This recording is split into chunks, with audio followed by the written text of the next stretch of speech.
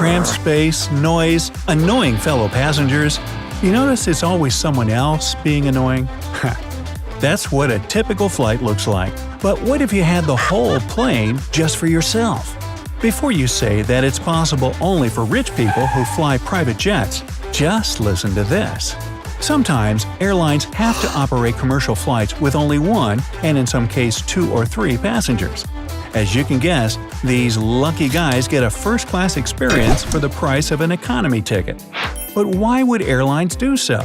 Don't such flights just make them lose money, and it would be more logical to cancel them? Well, when they make a decision to fly a nearly empty plane, they have to take into consideration much more than headcount.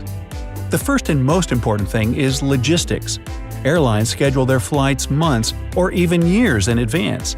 These complicated timetables need every plane to be at a specific place at specific times. Most planes don't just fly back and forth between 2 airports. They have to fly to a number of different locations along a specified route. That's how it can look on any given day. An empty plane rushes from Airport A to Airport B, where a full house of passengers is waiting to get to Airport C by dinner. Besides, airline crews use empty planes to reposition crew workers to the places where they're needed. Also, each plane has to go through maintenance, which often happens overnight, and since maintenance is performed at pre-planned intervals, a plane has to be at the right place and time. So canceling a flight just because it's lightly booked can disrupt this intricate web of different timetables, turning the perfect system into chaos. What's more, all airlines are required by law to fly on schedule. Otherwise, they can face government sanctions. The exceptions to this rule mostly include unavoidable delays, such as mechanical errors or bad weather. Now, let's remember that planes usually carry not only passengers, but freight as well. So even if the flight is underbooked, the cargo holds can be full, and revenue from the cargo can cover most of the expenses for this particular flight. But why wouldn't airlines have a fire sale of seats on such empty planes close to flight time? If you've ever traveled by plane, you know that planning your trip many months in advance will save you money spent on tickets. Airlines offer lower prices only for early bird seats. Those passengers who buy tickets at short notice will have to pay much more, and this is how airlines get extra income. So, if they suddenly started selling cheaper tickets right before the departure just to fill an empty plane, it would compromise the proven pricing model. People would stop booking tickets beforehand, waiting for a discount, and airlines would lose money they usually get from passengers who make last-minute decisions about their trips.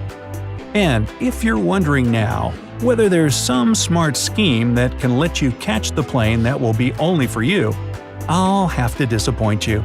Your chances to win this transportation lottery are slim. You have to fly 95 times, and somewhere between your flight 96 and number 100, you might hit the jackpot. But there's still some tips that can help you get a more comfortable trip by having an extra seat next to yours that will allow you to get better sleep and stretch your legs. Keep checking the seat map of your plane on an airline website. If you see that the row you chose during booking looks right full before online check-in opens, make a switch to one that looks like it may be empty. You're not 100% guaranteed to get extra room, but your chances will be higher. If you travel with a companion and your plane has 3 seats in a row, don't book seats next to each other. Pick aisle and window seats, leaving the middle one vacant, and hope that no one will choose it. Everybody knows that middle seats are the worst, since you're awkwardly stuck between 2 strangers. However, if the plane is densely booked and the middle seat gets occupied, in most cases it won't be a problem to swap seats with your neighbor. Another way to get an empty seat is to fly a new airline or route. Often, you'll get the best service since the airline tries to build up reputation on a new market. And on a freshly introduced route or a new airline having a lighter passenger load is highly likely, since it usually takes some time for customers to grab those seats. And the last one. Choose connecting airports wisely. Packed planes are a typical thing for mega hubs, while smaller airports don't get sold out. And while you're trying to put up with the fact that an empty seat is your only bet, and the dream about an empty flight is hard to reach, Take a look at other unusual flights. The snake flight. In 2016, passengers on a Mexican flight noticed a green snake hanging from the overhead compartment. One of the passengers decided to capture the moment on his phone camera, but then the snake started making its way to the floor.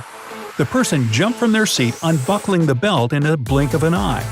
Luckily, no one got bitten, since everyone on board kept their distance from the snake. The pilots still made an emergency landing in Mexico City, though. The employees tried to figure out how the animal got on the plane, but failed. Any idea how this could happen? Let me know down in the comments. The longest non-stop passenger flight. In October 2019, Australian carrier Qantas decided to test the long-haul route from New York to Sydney and see how such a journey would affect both passengers and the crew. 49 people on board spent 19 hours and 16 minutes in the air traveling a 10,000-mile route. To have enough fuel without refueling, the plane took off with restricted baggage load and no cargo. During the flight, they examined how crossing so many time zones affects people's bodies by monitoring brain waves and alertness of the pilots and the levels of melatonin of passengers. However, it was only a test, and Qantas plans to make this flight regular in 2022. The falling gold flight. In 2018, a plane was taking off from Yakutsk in Russia. The cargo was probably too heavy for the latch of the plane's door, and it started falling out right on the runway. Now imagine a typical runway littered with gold bars, gems, and precious metals. Because this was what the cargo was. All those valuables belonged to a Canadian mining company that planned to transport the goods. The loss of the company because of this incident was valued at a staggering $368 million. Since the plane flew a few miles from the airport before landing, some gems or gold might have fallen into someone's yard. Hey, if this happened to my yard, I'd buy a new car. What about you? The shortest scheduled passenger flight. We are so used to long and exhausting trips by plane, but this flight will take you just 2 minutes. In the Orkney Islands in Scotland, there are two airports, Westray and Papa Westray, that are located in spitting distance of each other. The air journey between them covers a distance of 16 miles. You're going to be up in the sky for about 47 seconds, and then about a minute the pilots need for taxiing, takeoff, and landing. This route connects two nearby inhabited pieces of land in the North Sea. They carry kids to school, bring some cargo, and as an amusing experience for tourists who come to see the huge amount of historical and archaeological sites on the islands. The shortest international passenger flight. It takes only 8 minutes to get from St. Gallen Altenrhein in Switzerland to Friedrichshafen in Germany. The plane flies over a big, long Constance Lake that separates these two countries. The flights are frequent but not overcrowded. They usually carry up to 50 people at a time. There are other ways to travel between the two cities, by car and by ferry, but it's 10 times longer than by air. Hey, if you learned something new today, then give the video a like and share it with a friend. And here are some other cool videos I think you'll enjoy. Just click to the left or right. And remember, stay on the bright side of life.